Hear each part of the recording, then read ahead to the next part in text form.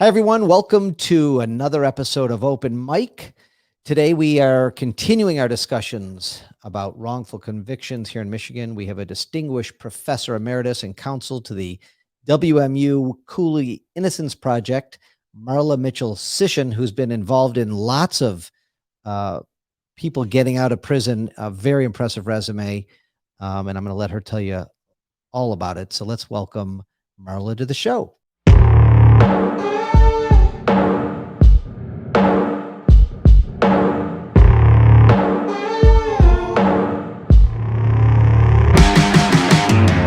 Truth, the whole truth, and nothing but the truth. That's what you're going to hear on my podcast, Open Mic. I'm going to tell you things that most lawyers won't tell you. We expose the truth and bring you justice. I want you to go for the win in law and in life.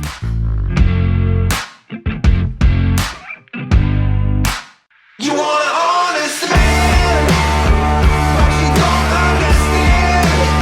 I want to be here when.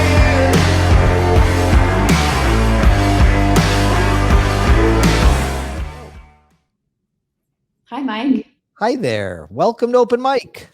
Thank you. Glad to be here. I've been reading all about you. I one of my first guests was Kenny Wanenko, who I know you had a hand in, who talks very highly of you. And we've been saying your name for years, so maybe that's why I know how to pronounce it so well. But I'm really excited you're here. Why don't you start by telling us about the Western Michigan University Cooley Law Innocence Project? Sure. We started our program in the law school in 2001, and our program was specifically designed to respond to a law that had been passed in Michigan allowing post-conviction DNA testing. So we focused on cases in which we could go back, find biological evidence in a case, and DNA test it. And just for viewers and listeners' information, other innocence clinics focus on everything but DNA, or some of them do both. And yours is just focused on cases. You only accept cases to review that have a DNA component. Well, we've changed our focus. We've broadened it a bit, but yes, that was our original design. And then through the years, a few things happened. One was that there began to be a very large focus on unreliable science or unreliable forensic practices in general. And also we learned through working with a handful of our own clients, folks that we accepted as our clients, and then the DNA testing wouldn't work out for some reason. The sample wasn't good enough, but yet we had been working with this individual for years. And so we would sometimes change our focus and try to attack the case in a different way. Got it. And what role do the students play at your law school?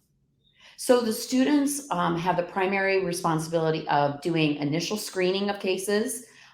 We have several levels of screening. So they screen questionnaires to make sure that they do meet our criteria, which is essentially you have to have been convicted of a crime here in Michigan. You are claiming innocence. You're not raising general legal issues, and that your case presents either an opportunity for potential DNA testing or a forensic practice was used that we could scrutinize or take a closer look at to see if we can challenge it. And how did you personally become interested in helping the wrongfully convicted? Well, that's probably too long of a story for the show, Mike, but I will tell you briefly that when I was actually in law school some 30 years ago, I worked in a post-conviction clinic, and I got very familiar with post-conviction work, which of course means your client is in prison. And so fast forward, when I came to Coulee, I was actually hired to teach in an elder law clinic. And the DNA clinic was started in 2001, and I had a criminal and post-conviction background, and I was very excited to kind of come full circle and start working with prisoners again. That's great. That's great. And now your Innocence Clinic has helped many people, including Kenny Wanenko, who's been on a couple of our shows, including our special 100th episode of Open Mic. He was wrongfully convicted of rape.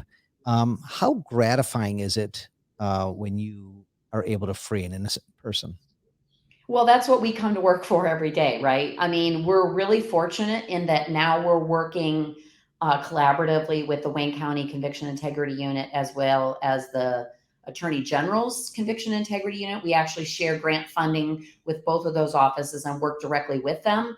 But prior to that, most of the cases would literally take years. Our most recent, one of our most recent exonerations was Gilbert Poole. He served 32 years in prison for a crime he didn't commit, and I personally worked on the case for 18 years. Wow. So it's very gratifying when you finally are able to see your client walk out of prison. So I'm familiar with Mr. Poole. I'm familiar with your amazing work. How did he become a suspect in that case? Mr. Poole became a suspect because his then girlfriend and they had moved out of the state of Michigan. He was actually not from Michigan, and they were living in his home state, North Carolina. They had a falling out, and she went to a local police department in North Carolina, indicating that she had information about a murder up in Pontiac, Michigan. And from there, the story unfolded. There was an unsolved crime, and Mr. Poole became a suspect based on her implication of him. Obviously, she was just trying to get back at him. Obviously, because DNA testing proved that he was not at the crime scene and that the blood of someone else was, in fact, at the crime scene. And that testing was done before the first trial, wasn't it? Or there was some testing done? Well, back in 1988, I believe, is when his trial took place. The post-convict DNA testing wasn't going on then. No. So he didn't have DNA testing in 1988. They did do blood type testing, and there was a sample that was not consistent with Mr. Poole, but that evidence was never introduced at trial. Which was shocking when I read that. Yes. Very, very similar to Ken's case in the sense that Ken was excluded by blood typing in his trial, yet he was convicted anyway. So that's just really unfortunate that there's actually exculpatory evidence at the time of someone's arrest, and it still leads to a wrongful conviction. And if memory serves, and it's been over a year since we did Kenny's first episode, weren't there like cigarette butts and underwear that was never tested before the trial? Yes, absolutely. And then through your clinic, you were able to get those things tested and eventually got him exonerated. Correct.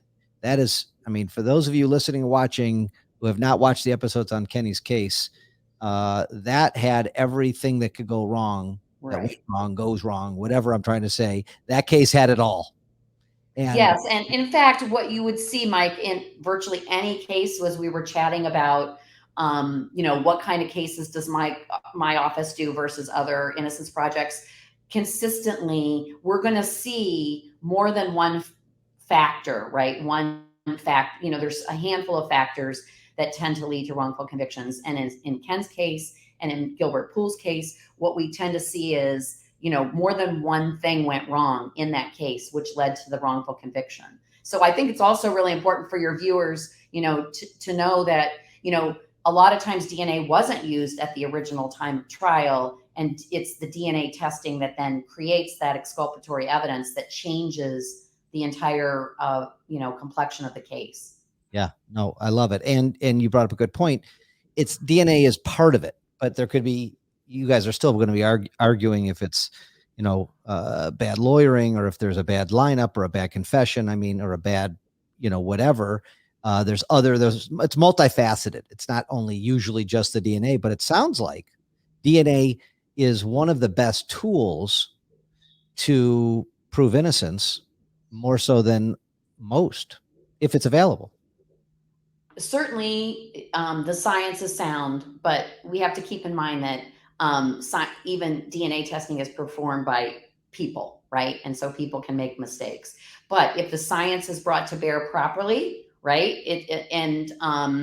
then yes, DNA. But again, a lot of stars have to align there, right? First, the perpetrator has to leave his DNA behind at a crime scene. That's not a typical crime scene scenario. But yes, in an ideal world, we can not only produce a DNA profile, but perhaps even identify who the true perpetrator is, which did ultimately happen in Ken's case. But that's also very rare because in these older, I'm going to say older cases, that's kind of a relative term when I use it. The evidence has not been stored properly, or maybe it's been interacted with, as it was in Ken and Gilbert Poole's case. So every time you interact with biological evidence, it's a portion of it's consumed. So you can't expect to get a nice, clean DNA profile in a lot of these older cases. You're hoping to get some information compared to your client that says this cannot be your client. And in Mr. Poole's case, if I remember right, I mean, there was fingernail evidence, there was blood evidence, and there was bite mark evidence. And we've been on the show, we've had several people on the show that talked about bite marks and how the evidence, 20, 30 years ago was one thing, and now it's completely debunked, or it's shown that it's not as reliable. Can you talk a little bit about that? Yeah, you're being pretty kind there, Mike. Bite mark evidence, in terms of a scientific approach to evidence, it's never been scientific. However, courts have allowed it, not only in Michigan, but throughout the country. So, and this is true of other comparative, I'll call them comparative forensic practices, like hair comparison. There are some aspects of it that are scientific, but those tools are not, they're not something that we can rely on. So you cannot compare a bite mark in a victim to, for example, Gilbert Poole's teeth marks, and say with any degree of scientific certainty that those are his teeth. Similarly, you can't compare a hair found at a crime scene and say with scientific certainty that, for example, it's your hair, Mike. So unfortunately, a lot of these practices have been used throughout the criminal justice system for years.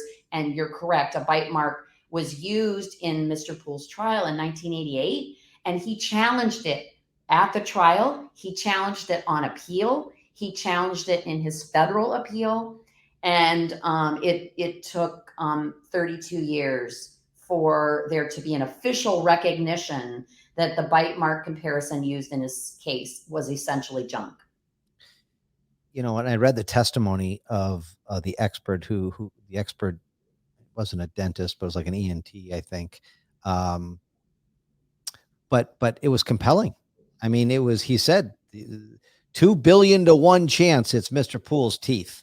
I mean, Absolutely. What jury's not going to convict? I'll bet you Mr. Poole's knew when he heard that testimony that was a death sentence right there. I mean, that's I mean, the testimony was, I mean, I read through the testimony. That was probably the most compelling piece that I saw. And I think, I mean, I'm not surprised the jury convicted based on that. Are you? No, in fact, we know generally that juries are going to be very drawn in by so-called scientific evidence, because it is supposed to be objective, correct? But this bite mark comparison was not objective science. And unfortunately, Dr. Warnick was the witness that tied Mr. Poole to the crime scene definitively.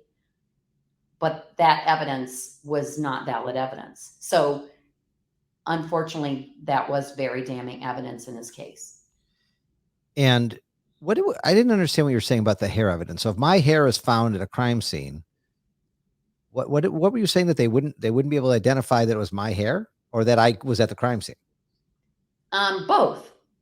So in other words, if you were at a crime, even if you were at a crime scene and you left your hair and you weren't the killer, scientifically, science does not back up the theory that you can compare hairs from a crime scene with a known hair sample from Mike Morse and then definitively say it's his. It's a bit complicated, but the bottom line is that, certainly we might be able to agree this hair came from an African-American contributor, or this hair is a gray hair.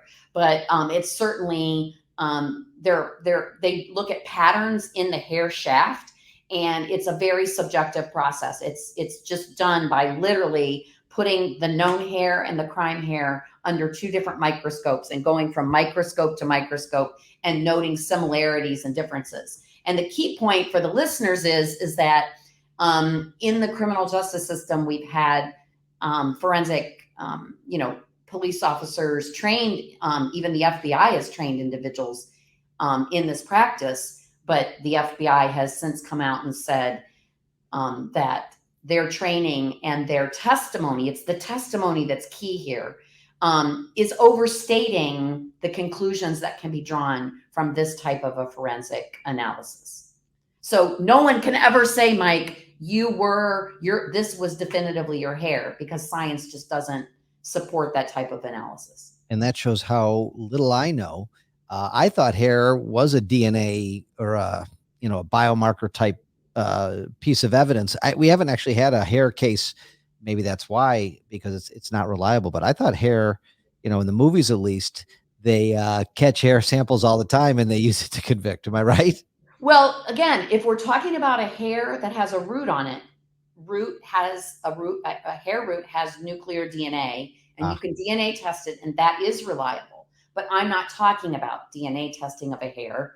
I'm talking about just eyeballing the hair. Okay. Looking at hairs and using my training to determine if that hair is consistent with a crime scene hair. And while you're on this topic, the DNA technology is at a stage where they may start to be able to do some nuclear DNA testing with hair that doesn't have a root to it. So the DNA testing process for hair is pretty complicated, but the key driving force generally is, did that hair have a root or not? And that defines what type of DNA testing you can use. So you can DNA test and maybe place you at a crime scene. So don't get too casual in your behavior there, Mike. But I'm not talking about DNA testing of hair. I'm talking about what's been commonly called hair comparison or hair analysis. Helpful. And in Mr. Poole's case, tell us about this fingernail evidence, which excluded Mr. Poole as the contributor. From there was samples of fingernail evidence in the crime scene. He was excluded. Did the jury hear about that? They actually were not.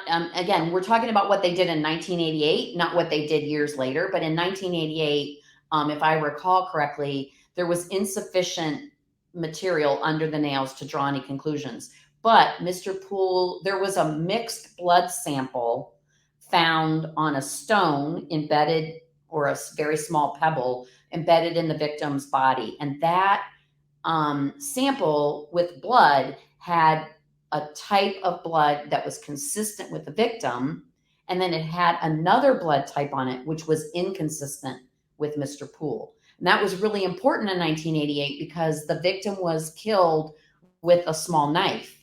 And so presumably what happened is the perpetrator may have bled slightly. And so there was blood found at the scene that was inconsistent with the blood type of Mr. Poole. But to answer your other question, no, that was not before the jury, or at least not before the jury in an effective way.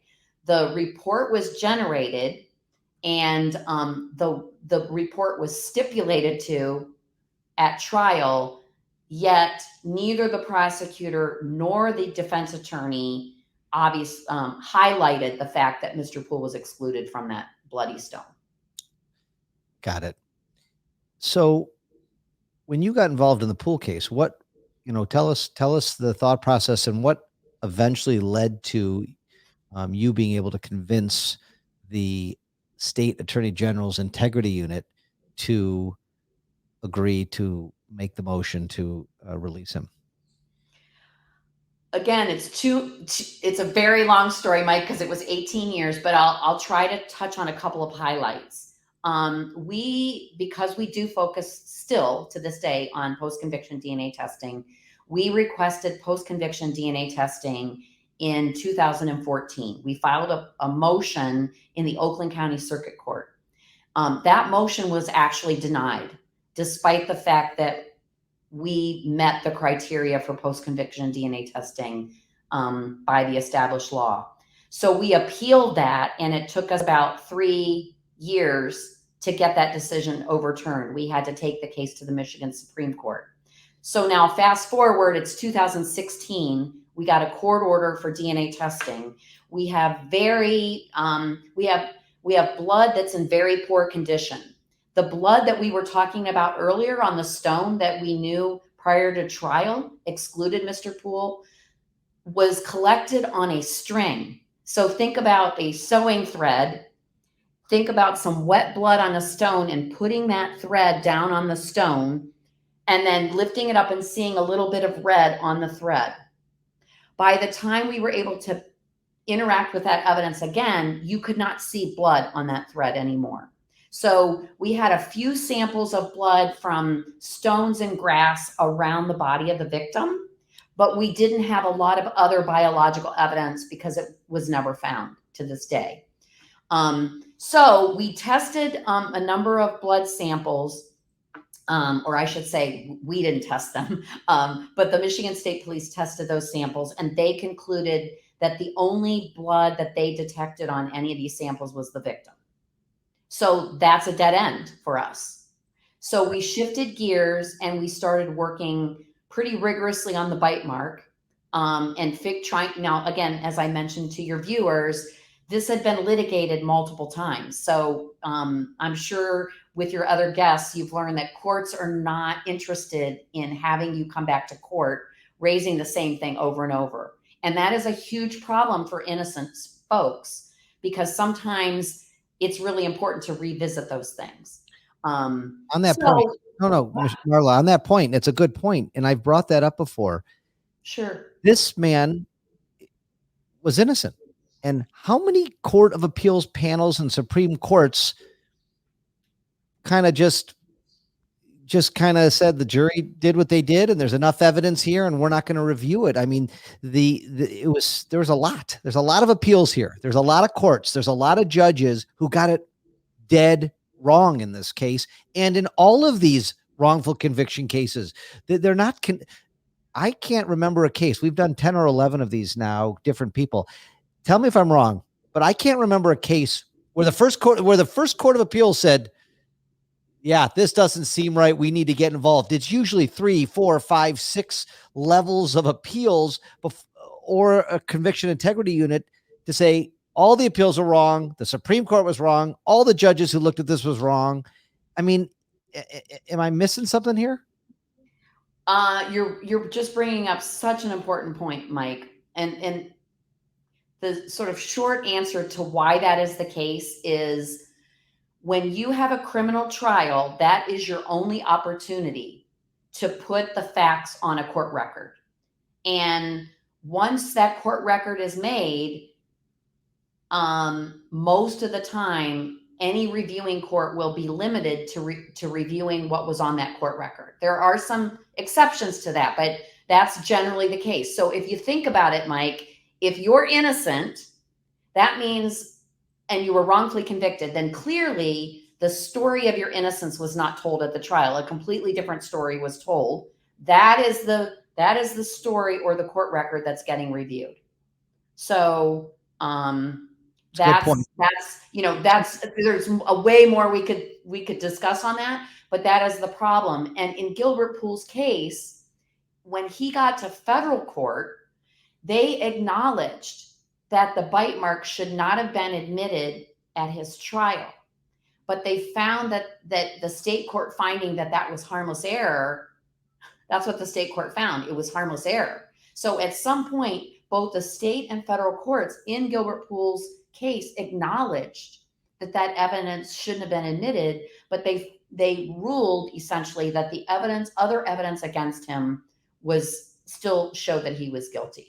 So if I could just add on, that is the beauty of working with a conviction integrity unit, because to some extent we can really roll up our sleeves and look at what's really important here, which is if that story is not correct, why wasn't it correct? And what new evidence do we have to show that it's not? So that's a game changer. And you're all going back to the trial. I mean, you're right. You put it really nicely. I mean, it all goes back to the trial. And that's what all the judges have to look at when they're making these decisions. But now that these CIU units are around, you went to them, and what was the smoking gun that allowed you to convince them that everybody got it wrong? Well, what we did is we were preparing, as I was saying, we were preparing his case for different angles, and the conviction integrity unit was established.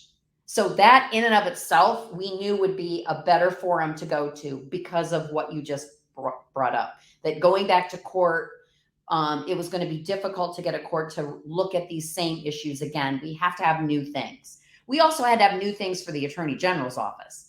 That is one of their criteria. But we had the DNA results from 2016 reviewed by an expert, an outside independent expert, and he found a minor contributor in a few of the samples, and he excluded Gilbert Poole. So we then had that reevaluation of the results from 2016.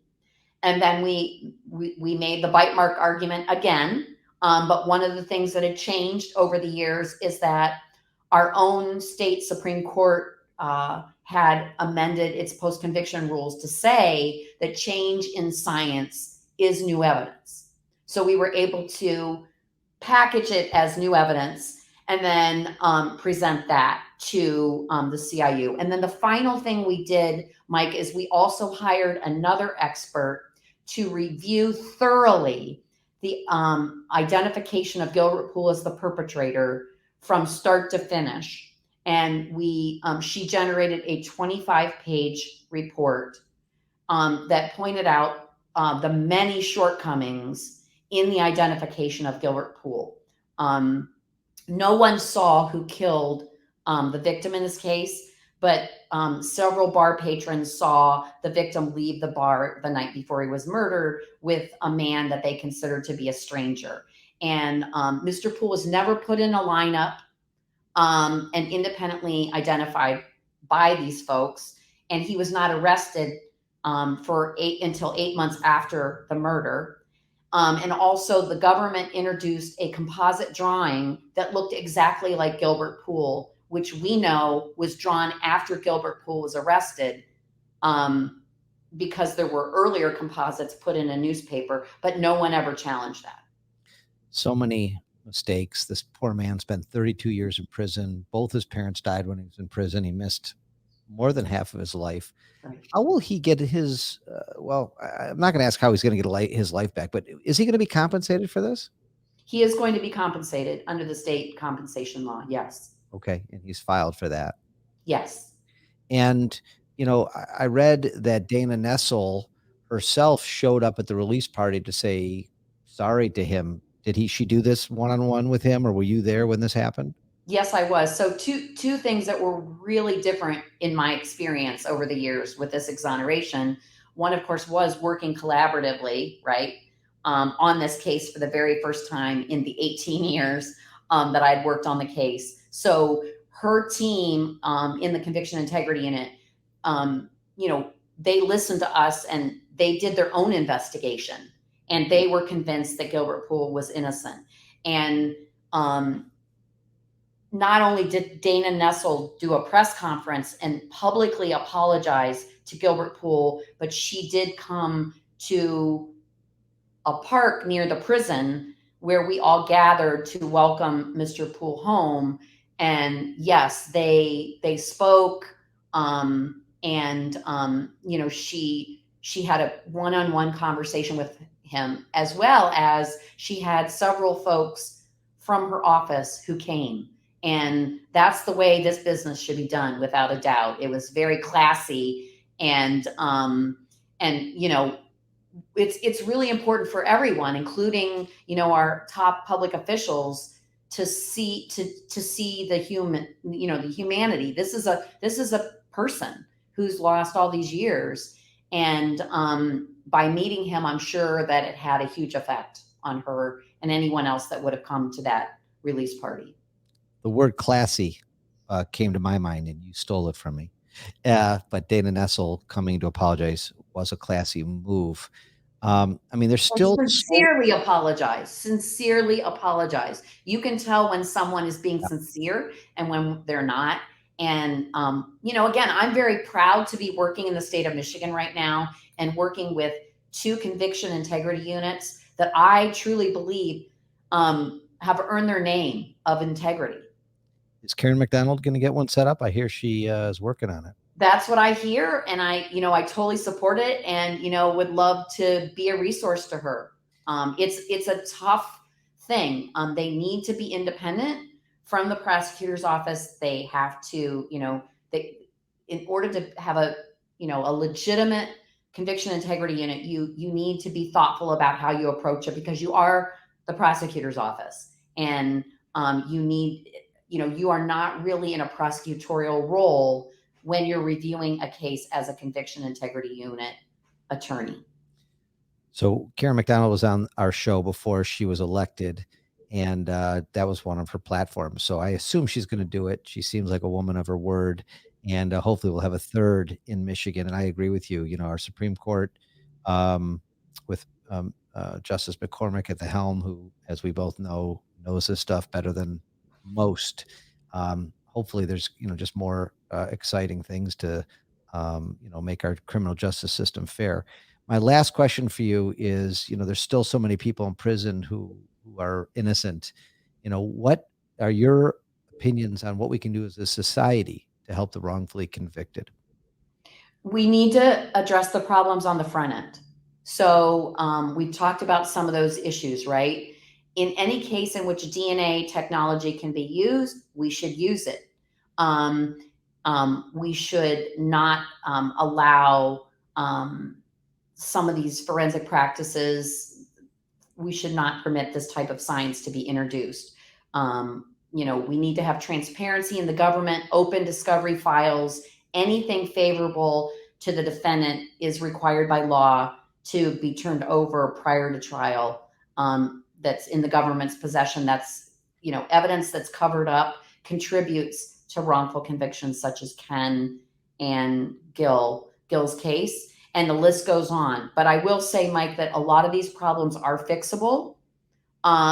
We're always going to have human error in our system, but there are some of these things that we can put in place through legislation, through policy, that can help prevent wrongful convictions, for sure.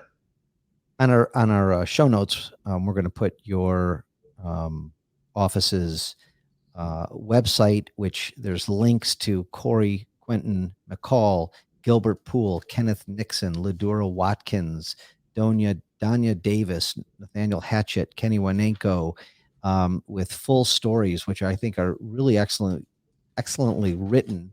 And I think, fascinating for those of you who want to learn more about Mr. Poole's case, things that your office is doing and your school is doing. I commend you. I think this was really, really good work. 18 years of dedication, Marla. It's quite frankly mind-boggling to me. And I just applaud you and respect you, and thank God for you, and thank for especially for all these people here, that you were able to play a part of righting the wrongs that were apparent. And it took 32 years, unfortunately, for Mr. Poole, and a lot of years for the others. And it's just heartbreaking, but it makes me happy that there's people like you out there helping, and I appreciate it. Well, you're welcome. And let me just add, Mike, that if you have listeners that have loved ones in prison, or they're in prison and they're listening, we only accept requests for assistance directly from the prisoner. So we would encourage your listeners to have those prisoners write directly to our office. And I think we've talked, today about the criteria that we look at in screening cases and the kind of cases that we can assist on. So thank you for having me. Well, Marla Mitchell-Cichon, thank you so much for being on Open Mic, and I hope to talk to you again one day. Okay, Mike, I'd be happy to come back. Take care.